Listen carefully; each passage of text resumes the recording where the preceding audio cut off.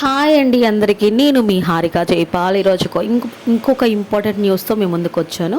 అదేంటో తెలుసుకునే ముందు తెలుసు కదా, కొత్తగా మన ఛానల్ని ఎవరైనా చూస్తున్నట్టయితే ప్లీజ్ సబ్స్క్రైబ్ చేసుకోండి. వీడియో నచ్చితే చివరి వరకు చూశాక మర్చిపోకుండా ఒక లైక్ ఇచ్చి వెళ్ళండి. మీరు ఇచ్చే ఆ ఒక లైక్ నాకు కొంచెం ఎంకరేజ్మెంట్గా ఉంటుంది. అట్ ద సేమ్ టైం ఈ ఇన్ఫర్మేషన్ తెలియని వాళ్ళకి ఇంకొంతమందికి రీచ్ అవుతుందన్నమాట. సో మనం లేట్ చేయకుండా వీడియో స్టార్ట్ చేద్దాం.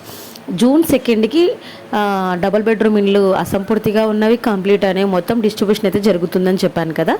సో దానికి సంబంధించి డబుల్ బెడ్రూమ్ల గురించి ఎంపిక ఎప్పుడు అంటే May 20లోగా కంప్లీట్ చేయాలి. కంప్లీట్ చేసి అందులో ఇంకేమైనా సరిచేసే ఉన్నావా లేదా చెక్ చేసుకొని ఆ తర్వాత June 2న లిస్ట్ రిలీజ్ చేయడం అయితే జరుగుతుందన్నమాట. సో ఇది మ్యాటర్. దానికి సంబంధించిన కంప్లీట్ డీటెయిల్స్ మనం ఇప్పుడు తెలుసుకుందాం. ఎంపికకు డేట్ ఫిక్స్. మంత్రి కీలక ఆదేశాలు. రాష్ట్రంలో పేద ప్రజలకు మంత్రి పొంగులేటి శ్రీనివాసరెడ్డి శుభవార్త వినిపించారు. డబుల్ బెడ్రూమ్ ఇండ్ల లబ్ధిదారుల ఎంపికకు ఈ నెల 20లోగా పూర్తి చేయనున్నట్లు తెలిపారు. ఈ మేరకు జిల్లా కలెక్టర్లను మంత్రి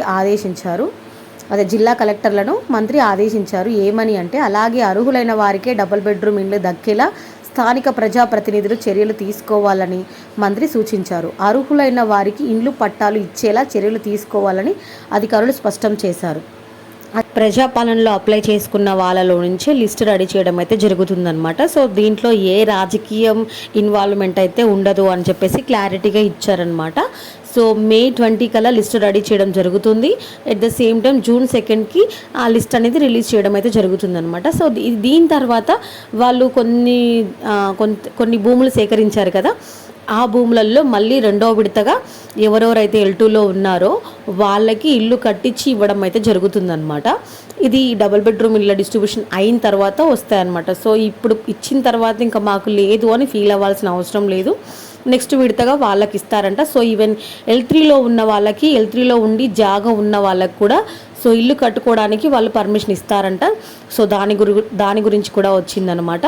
సో ఇంకా కంప్లీట్గా ఏంటి అని అంటే, ఇంతకు ముందుకు డబల్ బెడ్రూమ్ ఇల్లు ఇచ్చిన తర్వాత ఇప్పుడు మళ్ళీ వేరే G+5 G+10 లాగా కట్టించి ఇస్తానన్నారు కదా, వాటి కోసం ఇచ్చిన జాగాలు కూడా ఎక్కడెక్కడో దూరంగా శివార్లలో, అంటే చాలా లాంగ్గా ఉండడం వల్ల వాళ్ళు ఉండడానికి, పోవడానికి, హాస్పిటల్కి, స్కూల్కి ఇబ్బంది అవుతుందని అక్కడ ఖాళీ చేసిన వాళ్ళు చాలామంది ఉన్నారు కదా.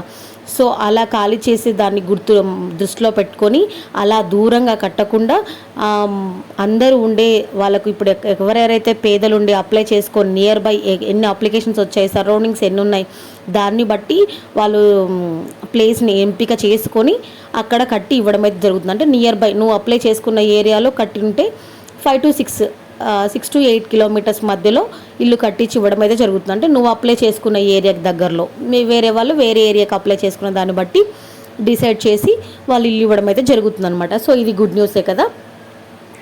సో ఇక్కడ ఇచ్చారు చూడండి, 20 నుంచి 30 కిలోమీటర్ల దూరంలో ఇల్లు నిర్మించడం వల్ల నిరుపేదలు తమ జీవనోపాధి వదులుకొని అంత దూరం వెళ్ళడానికి ఇష్టపడటం లేదని ఆయన విమర్శించారు. ఈ తప్పు మళ్ళీ జరగకుండా చూసుకోవాలని, పునరావృతం కాకుండా ఉండాలని అధికారులను ఆదేశించారు. ఇకపై నిర్మించబోయే ఇందిరమ్మ ఇండ్లు లబ్ధిదారులు ప్రస్తుతం నివసిస్తున్న ప్రాంతాలకు 5 నుండి 8 కిలోమీటర్ల పరిధిలోనే ఉండేలా చూడాలని స్పష్టం చేశారు.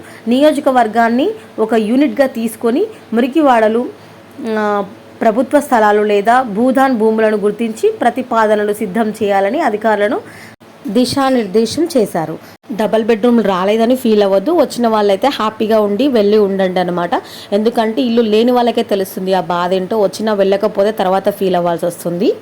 సో ఇది మ్యాటర్. వీడియో నచ్చితే మర్చిపోకుండా ఒక లైక్ చేయండి. ఓకేనా? Thank you.